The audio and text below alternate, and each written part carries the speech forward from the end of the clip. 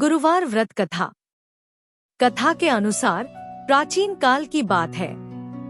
किसी राज्य में एक बड़ा प्रतापी और दानी राजा राज करता था।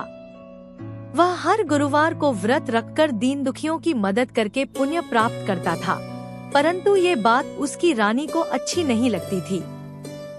वह न तो व्रत करती थी और न ही दान पुण्य में विश्वास रखती थी। इतना ही नहीं, वह राजा को भी ऐसा करने से मना करती थी। एक समय की बात है, राजा शिकार खेलने के लिए वन गए। घर पर रानी और दासी थी। उसी समय गुरु बृहस्पति देव साधु का रूप धारण कर राजा के दरवाजे पर भिक्षा मांगने आए। साधु ने जब रानी से भिक्षा मांगी तो वह कहने लगी, हे साधु महाराज, मैं इस दान और पुण्य से तंग आ गई हूँ। आप कोई ऐसा उपाय बताएं जिससे कि सारा धन नष्ट हो जाए और मैं आराम से रह सकूं। इतना सुनकर बृहस्पति देव ने कहा, हे देवी, तुम बड़ी विचित्र हो। संतान और धन से कोई दुखी होता है। अगर अधिक धन है तो इसे शुभ कार्यों में लगाओ, कुंवारी कन्याओं का विवाह कराओ, विद्यालय और बाग बगीचे का निर्माण कराओ, जिससे तुम्हारे दोनों लोग सुधरे।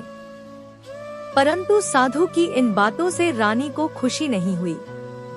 उसने कहा कि मुझे ऐसे धन की आवश्यकता नहीं है जिसे मैं दान दूं और जिसे संभालने में मेरा सारा समय नष्ट हो जाए। तब साधु ने कहा, अगर तुम्हारी ऐसी इच्छा है तो मैं जैसा तुम्हें बताता हूँ तुम वैसा ही करना।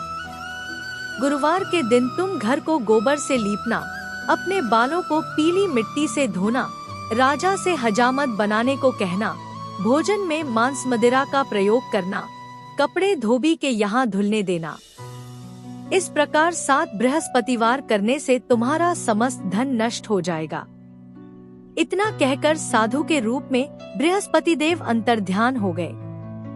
साधु के अनुसार कई बातों को पूरा करते हुए रानी को केवल 3 बृहस्पतिवार ही बीते थे कि उसकी समस्त धन संपत्ति नष्ट हो गई।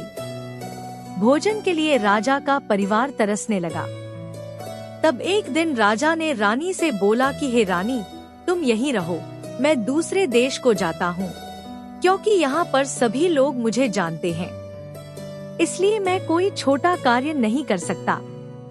ऐसा कहकर राजा दूसरे देश चला गया। वहाँ वह जंगल से लकड़ी काट कर लाता और शहर में बेचता। इस तरह वह अपना जीवन व्यतीत करने लगा। इधर राजा के परदेश जाते ही रानी और दासी दुखी रहने लगी। एक बार जब रानी और दासी को 7 दिन तक बिना भोजन के रहना पड़ा, तो रानी ने अपनी दासी से कहा, हे दासी, पास ही के नगर में मेरी बहन रहती है। वह बड़ी धनवान है। तू उसके पास जा और कुछ ले आ, ताकि थोड़ी बहुत गुजर बसर हो जाए। दासी रानी की बहन के पास गई। उस दिन गुरुवार था और रानी की बहन उस समय बृहस्पतिवार व्रत की कथा सुन रही थी। दासी ने रानी की बहन को अपनी रानी का संदेश दिया, लेकिन रानी की बड़ी बहन ने कोई उत्तर नहीं दिया। जब दासी को रानी की बहन से कोई उत्तर नहीं मिला तो वह बहुत दुखी हुई और उसे क्रोध भी आया।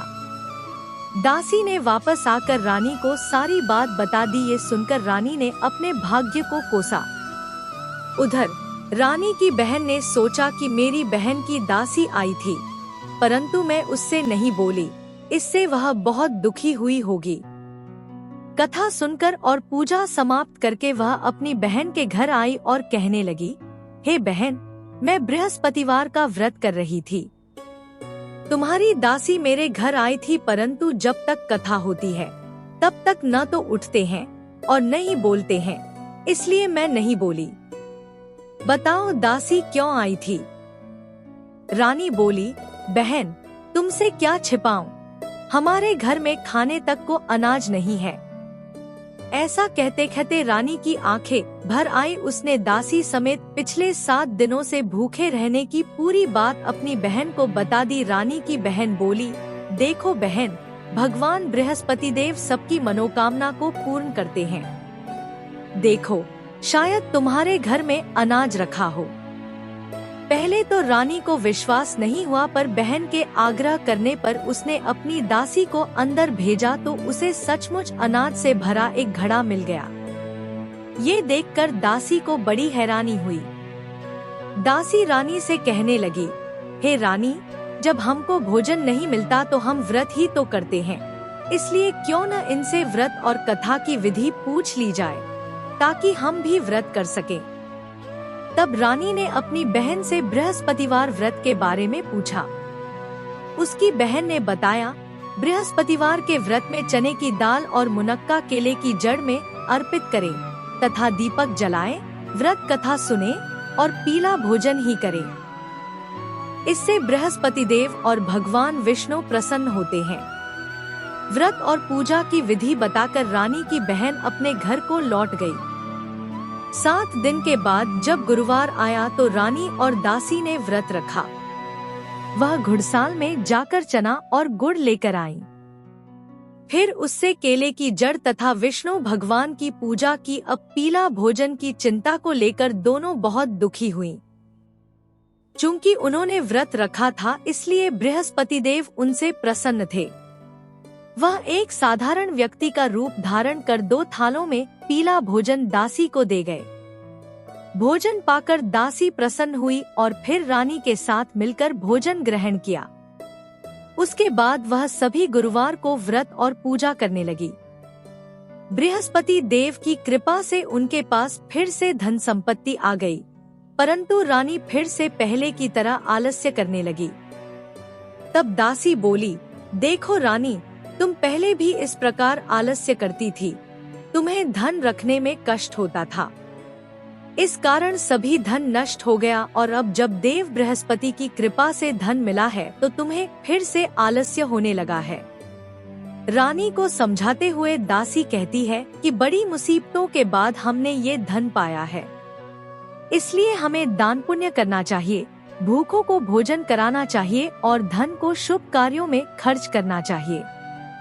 इससे तुम्हारे कुल का यश बढ़ेगा, स्वर्ग की प्राप्ति होगी और पितृ प्रसन्न होंगे।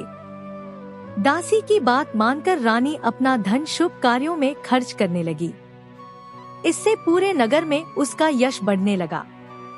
बृहस्पतिवार व्रत कथा के बाद श्रद्धा के साथ आरती की जानी चाहिए।